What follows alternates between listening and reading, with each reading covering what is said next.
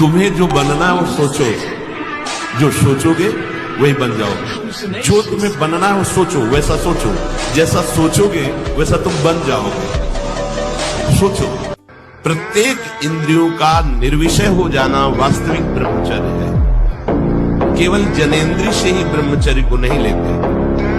हमारी प्रत्येक इंद्रिय भोगों से रहित होकर भगवत अनुराग में एक एक इंद्रिय अपने प्रभु में लग गई, अंतर्मुख हो गई, बाहर विषयों का त्याग हो गया। इसी ब्रह्मचर्य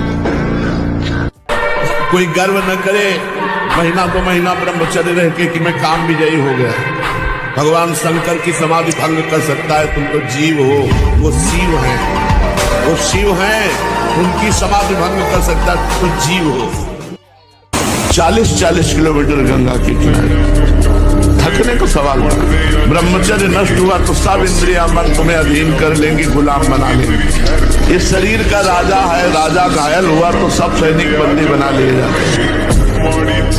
मन का गंदी बात आ जाना कोई बात नहीं, लेकिन मन के अनुसार क्रिया हो जाना ये बड़ी बात हो गई।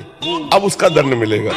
तो मन में स्फुरण हुआ, हम उसको दबा सकते हैं, उसको मिटा सकते हैं, हम उसके अनुसार ना करें। हमें इतना पावर है, ऊपर से तो चाहते हैं कि ना करें, लेकिन अंदर से लगता है सुख मिलेगा, इसलिए हम कर बैठते हैं। और फिर हम कहते हैं हम तो चाहते थे कि ना करें, पता नहीं कौन सा दिमाग हुआ कि हम कर दिया। सुख बुद्धि मन के अनुसार जो वासनाएं स्फुरित होती हैं उनसे हमारी कोई हानि नहीं होनी है उनके अनुसार क्रिया कर देने पर। तो क्रिया को तो रोकना होगा। महाराज जी, क्या सांसारिक जीवन में सफलता और आध्यात्मिक उन्नति साथ साथ चल सकती है? चल सकती है। पहले हमें कवच पहनना पड़ेगा कि अधर्माचरण हमारे अंदर ना आने पावे। अगर हम पाप कर्म करेंगे तो अध्यात्म में चल ही नहीं पाएंगे। यदि पापाचरण त्याग कर दे तो अध्यात्म और सांसारिक उन्नति साथ साथ चलती जाएगी। पहले हम अपना चरित्र पवित्र करें, हमारे आचरण पवित्र हो, हमारा जीवन पवित्र हो, हम जिस कर्तव्य में हैं उनको धर्म पूर्वक करें। सबका कोई न कोई कार्य है, ऐसा कोई संसार में नहीं जिसका कोई कार्य ना हो। अपने कर्तव्य का पालन करते हुए धर्म पूर्वक यदि भगवान का नाम जप करते हुए चला जाए तो आध्यात्मिक और लौकिक दोनों उन्नति उसके समान भाव से बढ़ती चली जाएगी।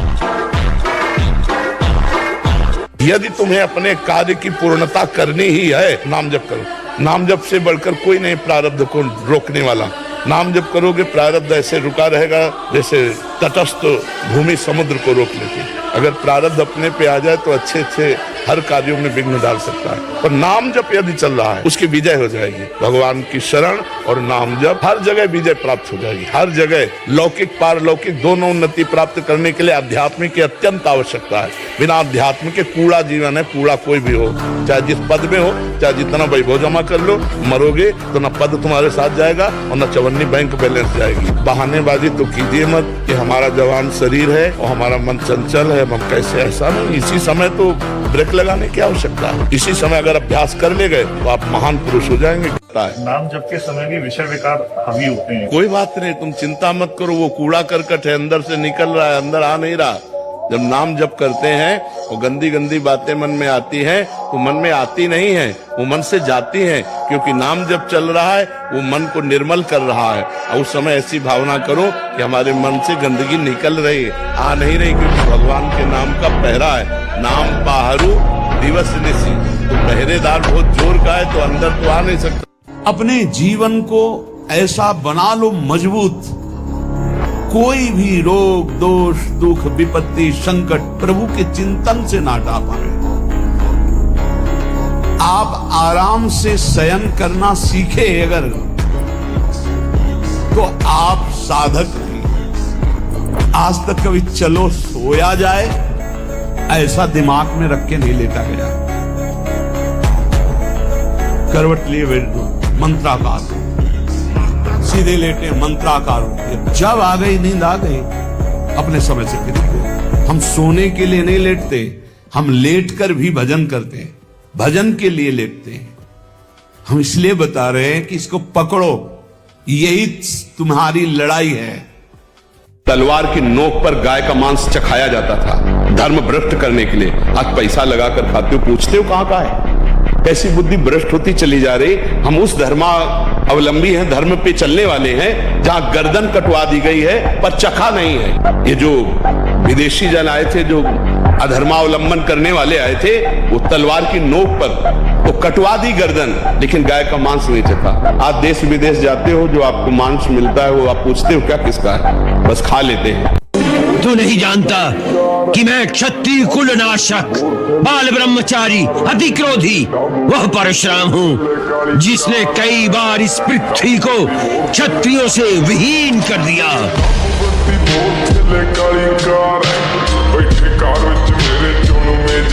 ये बैठे बैठे ब्रह्मचर्य नहीं पचता, इसके लिए या तो सिद्धासन, पद्मासन।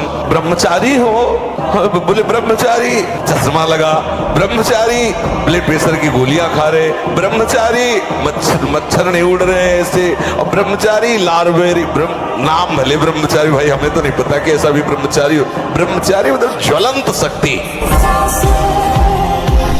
अभ्यास और ब्रह्मचर्य। अगर आपका ब्रह्मचर्यहीन जीवन है, अधिक खाना मतलब अधिक वासना, मन गंदा और चंचल होगा, तो आपका ब्रह्मचर्य ठीक है। स्वाभाविक बिना प्रयास के आपका मन एक शीतल, एक गंभीर, एक शांत, जहां लगाना चाहो एकदम तुरंत लग जाएगा। प्राणों का संयमन, मन का एकाग्र होना, ब्रह्मचर्य ठीक रहना। अभी आप 1 साल ब्रह्मचर्य रहेंगे, आप फिर देखिए आपके विचार कैसे होते हैं, आपके शरीर में कैसी ऊर्जा होती है, आपका प्रतिज्ञा, आपके वचन, आपकी चेष्टा, आपकी क्रियाएं कितनी मतलब पवित्र। देखो इस मन की एक चाल देखो, चुप हुए देखो चल पड़ा, लगाए हो सुनने में, जहां चुप हुए तो अपनी चाल चल पड़ा। अब अगर आपकी चाल नीच कोटि के चिंतन के तो नीचे चला जाएगा, उच्च कोटि के तो उच्च। इसको फंसाना है। हम कार्यरत हैं तो मन लगा हुआ है, जहां कार्य से हटे राधा राधा राधा राधा राधा राधा, फौरन लगाओ इसको। फिर कार्य में लग गए, फिर भूल गए, कोई बात नहीं, फिर याद आया, फिर राधा राधा राधा राधा। इसको देखो लगाओ तो आनंद आने लगेगा। नहीं ऐसा चिंतन करता, बहुत ही दुष्ट है। ये गंदी गंदी बातें पकड़ लेगा और अच्छी बातें पकड़ेगा नहीं। इसको अच्छी बातें जबरदस्ती पकड़ाना पड़ेगा, और अच्छी पकड़ लिया तो जीवन मुक्त हो जाएगा। ये ब्रह्मचर्य पूर्ण जीवन के लिए अमृत पद है, चाहे गृहस्थी में हो, चाहे व्यापारी हो, चाहे किसान हो, चाहे और विरक्त मार्ग का तो यही मुख्य ऐसा आधार है जिसके ऊपर वो विविध प्रकार की दैवी संपदा का अनुभव करता है। फिर इसके बाद आप शौच स्नान आदि क्रिया कीजिए। फिर पवित्र जब शरीर हुआ तो जैसे भजन आवश्यक है वैसे व्यायाम आवश्यक है, वैसे प्राणायाम आवश्यक है। वैसे आपको 2 किलोमीटर दौड़िए, कुछ शारीरिक ऐसा व्यायाम आपके शरीर को 1-2 किलोमीटर दौड़िए, आधा घंटा पद्मासन, 30 मिनट, कोई बहुत नहीं होता। बैठ करके आप प्राणायाम, अनुलोम विलोम, जो भी वो आजकल शिक्षाएं भी दी जाती है इसकी, आप उसको कीजिए। इसको वश में करना होगा, और हठीला है, और बहुत ही हठीला है। अगर ये ठान लिया कि वो चीज हमें चाहिए, अभी 1000 बार आपके सामने रखेगा वो चीज चाहिए, वो चीज आप कहोगे नहीं, अब इतनी व्यथा पैदा कर देगा कि आपको लोग दे दो यार तो शांति हो जाएगी, मैं देख लूं तो अच्छा है, ये भोग लूं तो अच्छा है, बस वही फिसल जाता है। और जो भजनानंदी है, राधा राधा राधा, नहीं ये भोगना नहीं, राधा राधा राधा राधा, फिर इसकी चल नहीं पाती और वो धीरे धीरे वश में होने लगता है। बिना संयम के आप ऐसा नहीं कर सकते। आपका ब्रह्मचर्य ठीक होना चाहिए, आपका आहार ठीक होना चाहिए, राधा नाम का विस्मरण न हो, एक तार राधा नाम चलाओ। दिमाग तुम्हारा देखो ना कैसा तुम्हारा ब्रह्मचर्य ही महान सामर्थ्य, परम पुरुषार्थ, भगवत प्राप्ति का प्रबल साधन है। परम सुख का, परम शांति का, परम स्मृति का ये प्रधान साधन ब्रह्मचर्य है। जो इस साधन से हीन है वो मृत है, पर जो भी परम सुख, परम आनंद और लोक में उन्नति, परलोक में परम पद, उसे ब्रह्मचर्य अवश्य धारण करना चाहिए।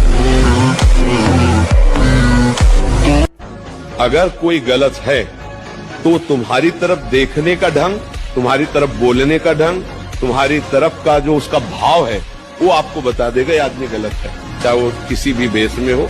दूरी बना लेनी चाहिए। भोजन पर सुधार कर रहे, भोजन और बुद्धि का परस्पर बड़ा घनिष्ठ संबंध है। सात्विक आहार निसंदेह आपको इस क्रियाओं से विजय प्राप्त करवा देगा।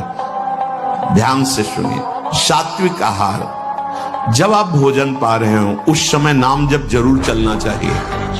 अगर उस समय गलत दृश्य देख करके, गलत बातें चिंतन करके भोजन पाओगे तो उसका प्रभाव आपको और गलत में लगा देगा, भले सात्विक भोजन है। ध्यान दीजिए, भोजन के समय जरूर बड़ा आनंद मिलता है। जैसे आप प्रसाद पा रहे हो और आपका अभ्यास फिट है, अब लगा दिया प्रथम यथामति प्रणवंशी वृंदावन तीरम। थोड़ा 10-20 वर्ष ब्रह्मचर्य रहो, फिर आप देखो कैसा आनंद आता है। कोई भी सर्दी, गर्मी, बरसात, मान अपमान, दुख सुख छू नहीं पाता। हर कष्ट को सहने की सामर्थ्य ब्रह्मचारी के अंदर होती है। इस स्वभाव को जो रोक सकता